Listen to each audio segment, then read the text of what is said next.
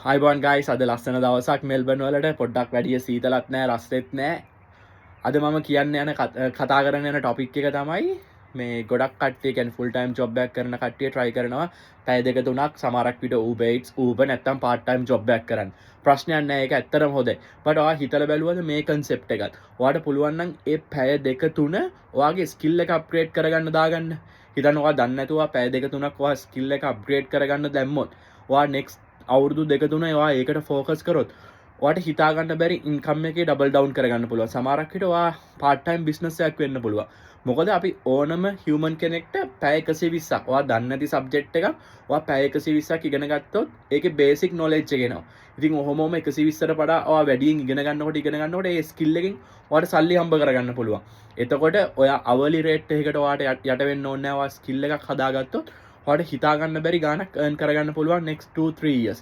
ඉතින් ඔයා මේක හරියට focus කරොත් දවසට පැය දෙක තුනක් with next 5 years වෙනකොට ඔයාගේ income එක 10,000 plus ඔයාට අමතර income එකක් ගේන්න පුළුවන්.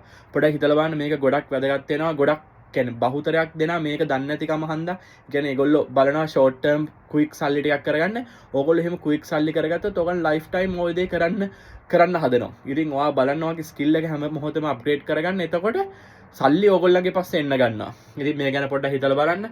එහෙනම් හැමෝටම සුබ රාත්‍රියක්. ජය හින්ද් ජය වේවා.